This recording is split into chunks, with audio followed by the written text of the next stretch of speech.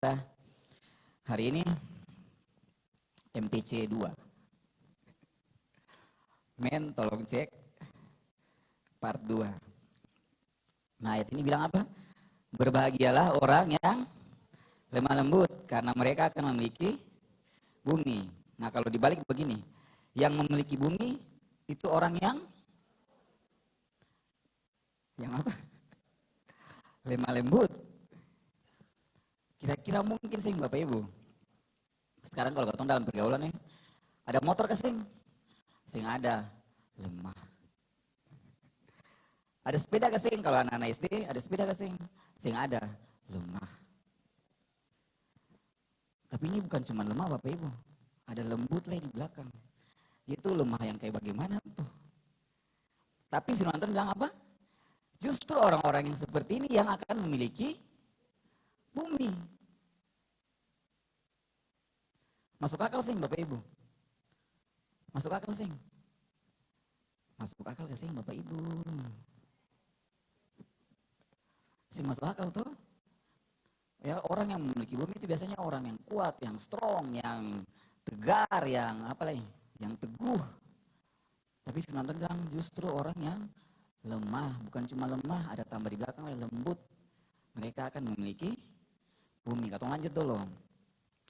Kenapa katong harus memiliki bumi?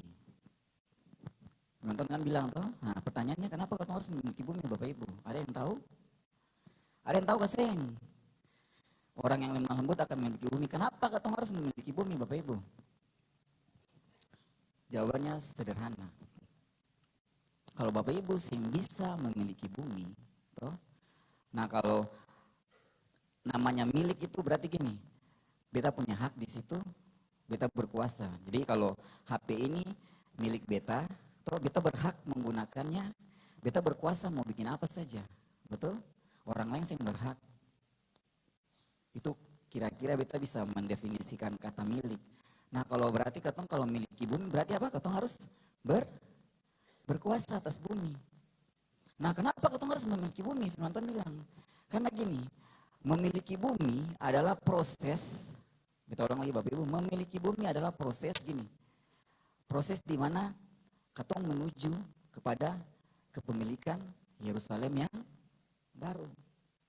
Jadi kalau Bapak Ibu tidak mampu, tidak bisa memiliki bumi, jangan mimpi memiliki Yerusalem baru. Nah firman Tuhan dengan bilang gini, pada pemerintahan 1000 tahun tuh gini, Tuhan bersama orang-orang kudusnya, saleh-salehnya itu apa? Memerintah. Itu jelas firman Tuhan bilang apa? Tuhan bersama pada saleh-salehnya, orang-orang kudus apa? Memerintah. Nah Bapak Ibu jangan mimpi memerintah di Yerusalem baru, kalau di bumi ini saja, Bapak Ibu saya bisa memerintah, saya bisa memiliki. Nah Ibu Leli tadi pagi bilang mewarisi. Sampai di sini Bapak Ibu nyambung? Masih nyambung? Katong lanjut saja dulu. Nah, lemah lembut dari bahasa Yunani, katong belajar sedikit Bapak Ibu, itu pakai kata praus. Nah itu biasa dipakai untuk menyebut hewan yang telah dijinakkan dan selalu berada di bawah kendali tuannya.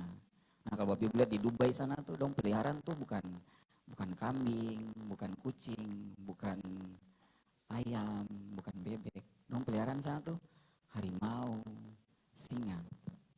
Tapi yang sudah dijinakan. Amin. Nah, dijinakan bukan berarti bahwa hewan-hewan ini jadi lemah. Betul Bapak Ibu? Hewan-hewan ini tetap punya kekuatan, tetap punya naluri untuk memangsa, untuk menyerang. Katakan amin. Betul sih Bapak Ibu? Kira-kira kalau singa jinak tuh lalu dia punya kekuatan untuk menggigit, Bapak Ibu, siapa bilang? Oleh tuannya saja, dia manut-manut. Tapi coba Bapak Ibu yang dari Indonesia di sana. Kalau pantas 11 yang hilang, jangan bilang.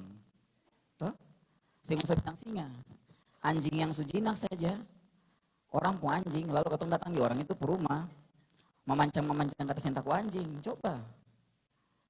Kalau sing lari sandal tak lepas tuh, jangan bilang, toh Itu yang sejinak. Nah tapi kata Paulus tadi bilang apa? Dipakai untuk menyebut hewan yang telah dijinakan dan selalu berada di bawah kendali tuannya. Artinya gini, lemah lembut itu bukan berarti ketong tanpa kuasa, lemah sampai susah punya apa-apa lah, tidak Bapak Ibu. Tapi dia kayak begini Bapak Ibu. Lemah lembut itu boleh ditampilkan saja kesimpulannya. Nah coba Bapak Ibu baca. Jadi lemah lembut itu bukan kelemahan yang miskin daya dan kuasa. Kelemah lembutan justru kemampuan yang luar biasa. Dengar Bapak Ibu, kita baca ulangnya. Yang digerakkan oleh hati yang takut akan Tuhan plus kendali emosi yang tinggi. Untuk apa? Untuk mentaati Allah. Kita baca satu kali lagi. Kelemah lembutan tuh gini, bukan kelemahan yang miskin kuasa, miskin daya, jadi sempung apa-apa yang ada kuasa dan lain-lain. Tapi kelemah lembutan itu justru kemampuan yang luar biasa yang digerakkan oleh apa? Hati yang takut Tuhan. Plus apa? Kendali emosi, mengendalikan emosi untuk mentaati Allah. Itu kelemah lembutan. Ya, kita kasih contoh kayak gini. Kalau Pagem marah beta, lalu beta cuma diam, iya Pak, iya. Itu wajar, toh? Lalu beta bawahan, yang punya kuasa siapa? Pagem. Tapi dibalik, kalau beta yang marah Pagem,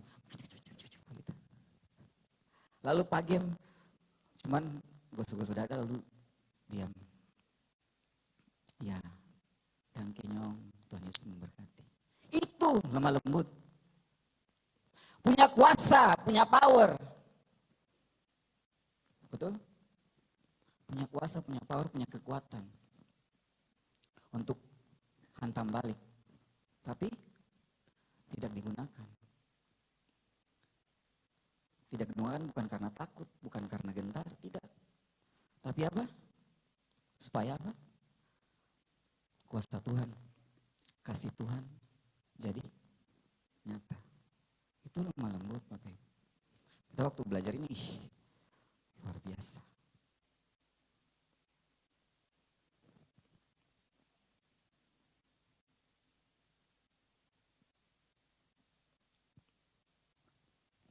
Jadi Bapak Ibu, katong akan mampu berkuasa memiliki bumi ketika apa? Ketika katong mampu untuk tunduk dan taat, membiarkan kuasa Tuhan untuk menangani segala sesuatu yang Tuhan izinkan dalam katong punya hidup. Karena gini, kalau katong mau menguasai dunia, memiliki bumi ini dengan kekuatan sendiri itu sing mungkin. Betul Bapak Ibu? Sing mungkin. Lawan Bapak RT saja sing mampu. Tuh? Betul? Di kompleks lawan Bapak RT saja sing mampu. Iyo, melawang. KTP kita cancel. Surat keluarga kita sing tanda tangan. Betul? Lawan Bapak RT saja sing mampu, Bapak Ibu. Sing usah lawan polisi ya. Lawan Bapak RT saja sing mampu. Tapi di sini beta sedikit bangga ya. Polisi marah-marah beta di jalan ini. Tapi pas tanya, pekerjaan apa? Beta pendeta. Aduh, minta maaf Pak. Karena apa? Ada Tuhan di belakang. Bilang pendeta tuh ada Tuhan yang menyertai. Jadi kalau ketong berusaha untuk memakai kekuatan sendiri untuk melawan dunia ini, untuk menguasai dunia ini, untuk injak dunia itu sih bisa. Tapi waktu ada Tuhan yang menyertai, jangankan Bapak RT, Bapak polisi, aduh minta maaf Pak. Nah kira-kira begitu contohnya. Nah sore ini kita akan belajar dari 3, beta cuma ambil 3 saja ya, pribadi yang luar biasa di Alkitab yang kelemah lembutannya tuh begitu luar biasa. Yang pertama yang pasti kita belajar dari Tuhan Yesus. Nah firman Tuhan bilang apa? Tuhan Yesus itu lemah lembut. Betul? Apakah karena firman Tuhan bilang Tuhan Yesus lemah lembut terus dia minim miskin kuasa dan lain-lain? Tidak Bapak Ibu. sekalipun dalam kemanusiaannya dia tetap Tuhan yang berkuasa. Nah, kalau Bapak Ibu ingat kejadian di Taman Getsemani waktu Tuhan Yesus mau ditangkap, waktu Yudas dengan apa? Para ahli Taurat, orang Farisi dan pasukan Romawi datang menangkap dia. Yang terjadi apa? Petrus cabut pedang, langsung dia lari, langsung dia potong. Potong apa? Telinga hamba imam besar. Putus kasing. Putus. Lalu Tuhan Yesus bilang apa? Sarungkan. Kukira beta nih sing bisa berseru kepada Tuhan, lalu dia mengirim apa? Lebih dari 12 pasukan malaikat untuk menolong beta. Tuhan Yesus punya kuasa yang luar biasa, Bapak Ibu. Dia mampu melawan, bahkan sebelum panggil malaikat jadi cuma pasukan Romawi langsung rubuh. Tapi apakah dia melakukan itu? Tidak. Karena apa? Dia tahu bahwa keberadaannya di dunia ini untuk apa? Untuk menggenapi kehendak Allah. Nah, kalau Bapak Ibu dan kita sadar bahwa keberadaan ketemu di bumi ini untuk menggenapi kehendak Allah, untuk menyatakan kasih karunia Allah kepada orang-orang di dunia ini, ketemu akan lemah lembut. Sekalipun ketemu punya kuasa untuk pukul balik, tapi ketemu akan membiarkan apa? Kuasa Tuhan menjadi nyata. Yang kedua, Ishak. Tadi pagi kita tanya Pak Ibu Leli, Ishak waktu dikorbankan tuh umur berapa? Di sini ada yang tahu umur berapa Ishak dikorbankan? Seumuran El kah? Kalau seumuran El dia singkuat pikul kayu. Betul? Seumuran siapa? Valdo umur berapa Valdo? Berapa? 40?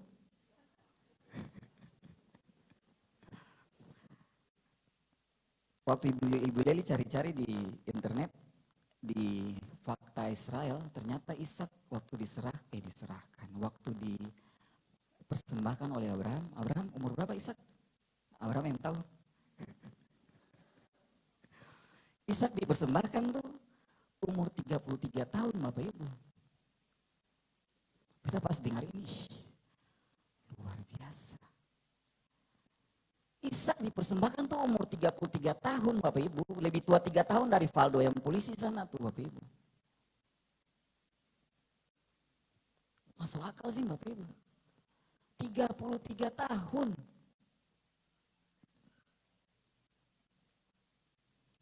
Sedangkan orang yang mau sembelih dia nih 100 tahun lebih.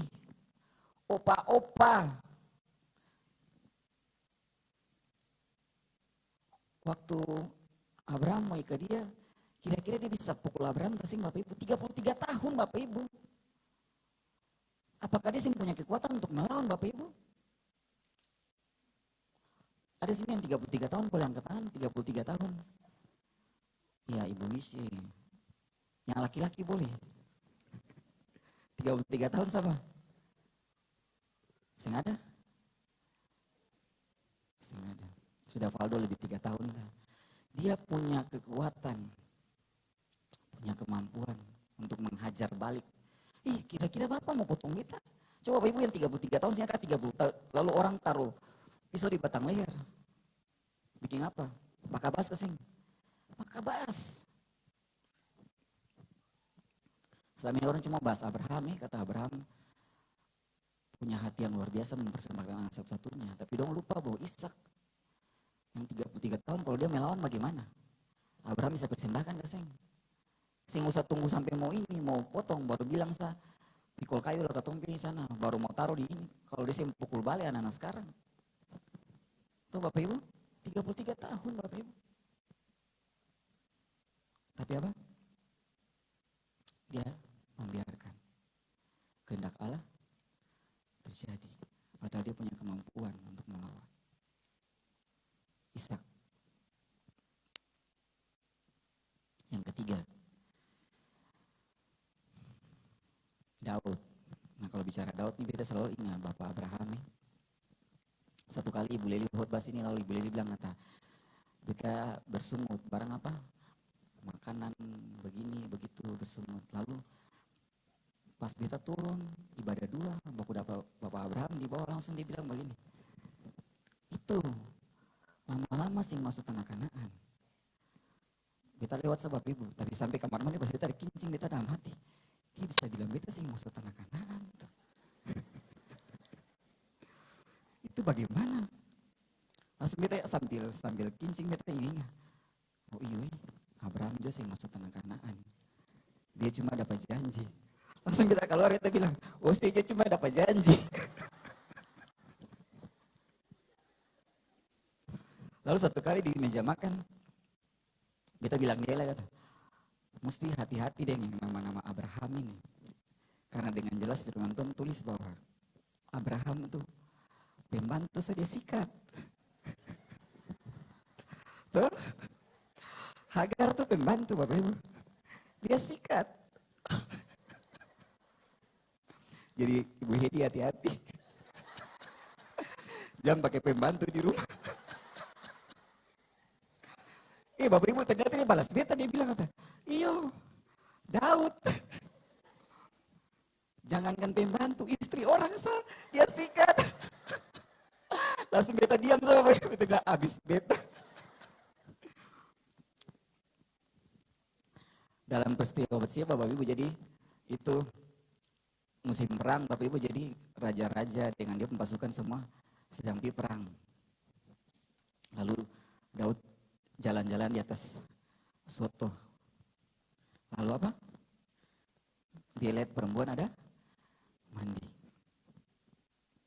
Langsung bilang, "Men, tolong cek, itu sahabat." Betul Bapak Ibu? Nah, para ahli Alkitab memprediksikan bahwa itu bukan kejadian satu kali. Jadi Daud melihat Bathseba mandi itu bukan satu kali langsung, pas satu kali itu tuh langsung kejadian dia tidur dengan Bathseba, tidak. Tapi diprediksi itu sudah berkali-kali, berulang-ulang. Jadi bilang, "Men, tolong cek, itu siapa tuh?" Lalu dia bilang, "Oh itu istri Uria, orang Het." Langsung dia bilang, "Bawa dia ke sini." Akhirnya dibawalah Bathseba, lalu Daud tidur dengan Bathseba. Bahkan sampai Bathseba mengandung. Bapak Ibu, kalau Bapak Ibu baca dalam 1 Samuel 8, di situ waktu Israel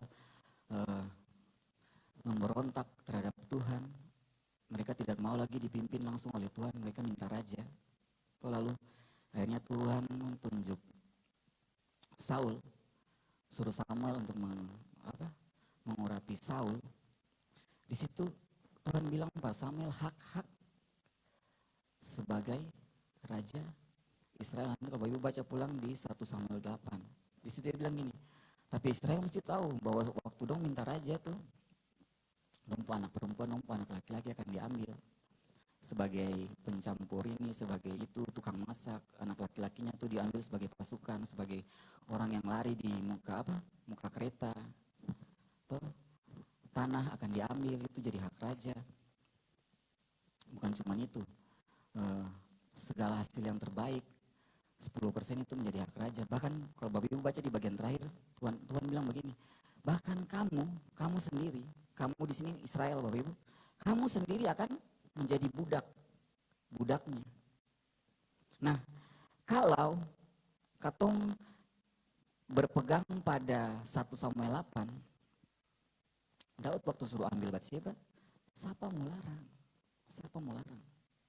Kemarin Pak Hendra suruh jelaskan sini, dulu budak tuh ada hak sing ada hak. Nah, Tuhan jelas-jelas bilang hak raja, kamu sendiri Israel, kamu akan jadi budaknya. Punya hak? Tidak punya hak. Jadi waktu Daud suruh ambil Bathseba, itu siapa mau larang? Tapi siapa mau larang? Kalau sesuai 1 Samuel 8, siapa mau help? Toh? Pertama Daud raja, lalu Israel itu kerajaan, kingdom. Siapa yang mau lebih berkuasa dari raja di situ? Tidak ada. Tapi Bapak Ibu, Waktu Nabi Nathan datang menegur dia. Seorang raja nih.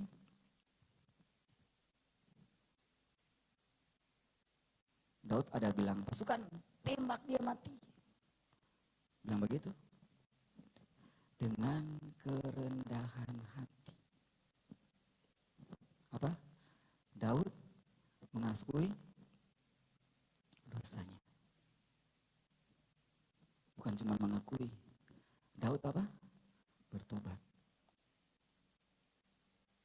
Seorang raja berkuasa. Siapa mau melarang dia, Bapak Ibu? Tapi apa? Dengan penuh kerendahan hati.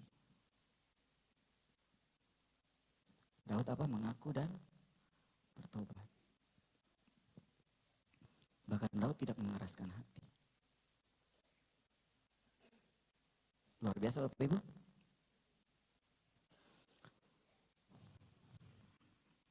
Daud tidak sombong. Daud tidak angkuh. Tidak mempertahankan diri sebagai raja. Wih, 1 Samuel 8 bilang, kamu sama budak. Ada hak apa kamu? Tidak. Nah, kenapa Tuhan benci orang sombong Bapak Ibu? Kenapa? Karena gini, sifat alaminya Tuhan punya sifat alami, itu selalu ingin memberkati. Selalu ingin memulihkan. Selalu ingin mengangkat. Selalu ingin apa? Membuat seseorang tuh jadi lebih tinggi dari sebelumnya. Itu sifat alami Tuhan. Nah kalau terhadap orang yang sombong, kira-kira Tuhan bisa bikin begitu sih? Sing bisa, orang sombong, orang angkuh. Terus yang bisa kore dia lagi Bapak Ibu. Akhirnya gini, kalau Tuhan mau angkat dia, Tuhan mau memberkati dia, Tuhan terbatasi dengan dia punya sikap sombong. Itulah kenapa Tuhan begitu benci orang sombong. Bapak Ibu paham sampai di sini? Amsal 26 ayat 12 dibilang gini, jika engkau melihat orang yang menganggap dirinya bijak, harapan bagi orang bebal lebih banyak bagi orang itu. Jika Bapak Ibu menganggap Bapak Ibu diri lebih baik dari orang lain, beta sudah lebih baik dari dia, beta sudah lebih hebat dari dia. Nih, firman Tuhan bilang apa? Harapan bagi orang bebal. Orang bebal itu apa? Orang yang sudah dinasihati ulang-ulang tapi saya mau berubah. Nah, firman Tuhan bilang kalau orang sombong merasa diri lebih baik dari orang lain, itu harapan bagi orang bebal yang dinasihati saya mau dengar-dengar tuh lebih banyak daripada orang itu.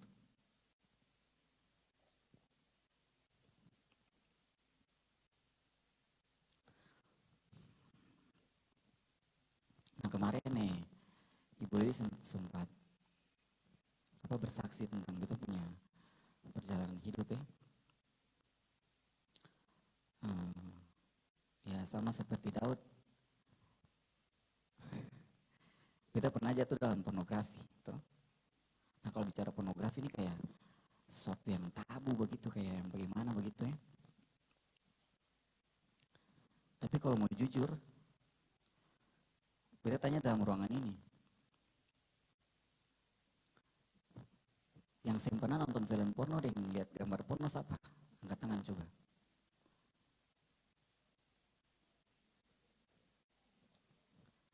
Yang saya pernah? Coba beta mau lihat tangannya diangkat. Yang saya pernah? 1. Mana lagi? Mana lagi? Mana lagi? Yang saya pernah nonton film porno, lihat gambar porno. Mana coba angkat tangannya? Mana coba? Mana? 2. Mana lagi? Mana lagi? 3. Mana lagi? Dan ternyata sekian banyak ini. Begitu mengejutkan jemaat Focus on Christ. Ya Bapak Ibu, Tanda Atok bilang beda menikmati, beda bebek dengan ayam. Nah bersyukur kalau hari ini sudah di ayam ya, kalau masih bebek itu bahaya. Bebek kalau dilempar ke air apa? Wih, cing cing cing cing cing cing. Colok kepala gitu, mandi menikmati. Tapi kalau ayam, langsung kebas. Kita berdoa supaya katong semua sudah jadi ayam ya. Sing ada yang bebek lagi. Bilang amin. Amin. Nah, kemarin pas dia habis khotbah langsung dia bilang, tadi beta bicara salah kah? Beta bilang, ya agak sedikit salah. Jadi begini Bapak Ibu, beta bersaksi sedikit siapa apa toh. Nah, beta lihat gambar porno pertama kali tuh SD kelas 5. Itu tahun berapa tuh? Tahun 90-an.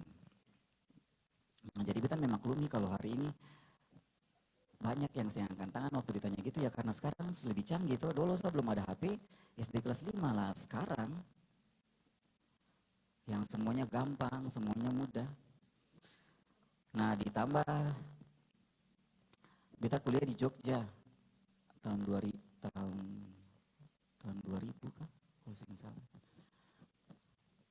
Bapak Ibu tahu pergaulan Jogja tuh bebas, teman-teman kos semua. Apalagi Bapak Ibu, beta ini sekolah IT, teknik informatika. Jadi kalau dong bilang kata mau blokir dengan itu, beta memang sing pintar Bapak Ibu, tapi beta paham cara kerja segala sesuatu, beta paham. Jadi kalau mau bilang blokir itu sing berlaku per beta. Karena beta sekolah IT, beta paham cara kerjanya internet yang sama-sama beta paham.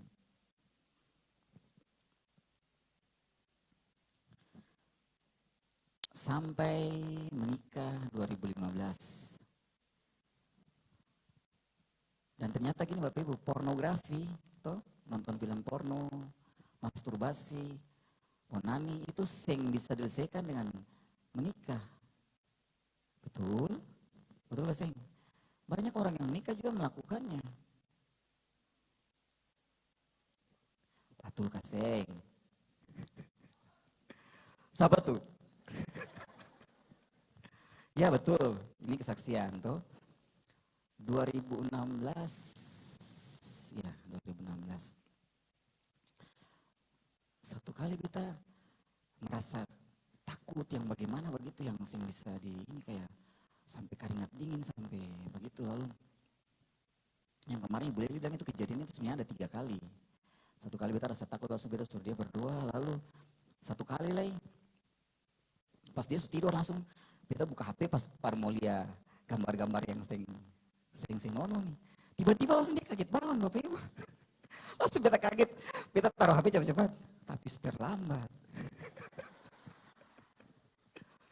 Terlambat dia sulia mau. Dia bilang, itu apa tuh? Bin tolong cek, itu apa tuh? Lalu satu kali apa ya? Pokoknya ada 3 kali beta ingat. Dan beta mengaku semua per dia. Lalu beta minta dia berdoa per beta. Bayangkan kurang dalam jangka waktu yang begitu panjangnya dari tahun 90-an sampai 2016, berapa tahun tuh?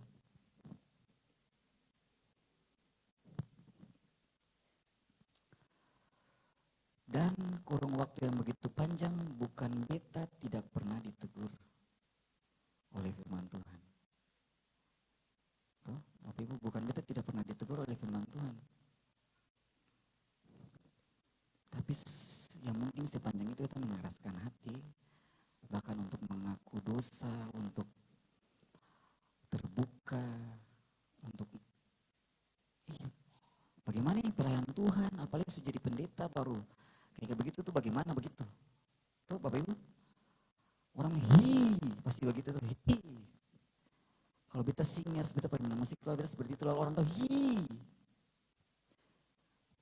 beta majelis, beta pendeta, dan beta begitu, orang kayak begitu. Lalu ketemu mulai keraskan hati. Ibrani 3 ayat 7 sampai 8 ini begini. Sebab itu, seperti yang dikatakan Roh Kudus, pada hari ini. Hari apa?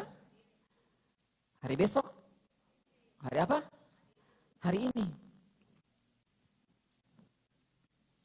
Jika kamu mendengar suaranya, dibilang apa? Jangan keraskan hatimu. Kita ulang sekali. Pada hari ini. Dengar semua anak-anak muda. Orang-orang tua yang STNK, sutua nakal kembali. Dengar. Dengar ya. Pada hari ini, jika kamu mendengar suaranya, jangan keraskan hati. Dengar baik-baik, jangan keraskan hati. Jangan keraskan hati, artinya gini, aduh kita malu. Kalau orang tahu bagaimana. Aduh nanti besok juga. Bukan cuma yang pornografi. Yang sampai hari ini masih simpan sakit hati, kekecewaan, dendam pada orang lain. Aduh nanti tunggu Desember juga. Tuhan bilang apa? Hari ini. Jangan keraskan hati. Kalau engkau mendengar apa? Suaranya jangan keraskan hati. Masih ada kesempatan, mari bertobat. Jangan keraskan hati. Orang malu tuh orang sombong. Dia sering mau orang lain tahu dia punya kelemahan, itu sombong. Daud saja yang seorang raja, apa dia? Mengaku dosa. Tidak keraskan hati. Dan hasilnya apa? 40 tahun dia bisa memerintah. Beda dengan Saul. Akhirnya apa? Kerajaan itu dipindahkan kepada Daud. Padahal kalau mau hitung-hitung, dosa Saul itu yang seberapa dengan Daud. Saul itu cuma tidak taat. Daud sutido dengan orang istri lakinya dia bunuh.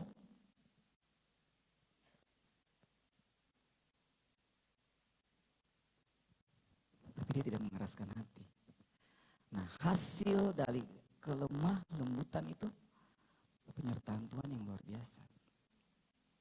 Kalau Bapak Ibu hari ini tidak bisa lemah lembut, menundukkan diri, penuh kerendahan hati, tidak mengeraskan hati, Bapak Ibu tidak akan bisa memiliki bumi.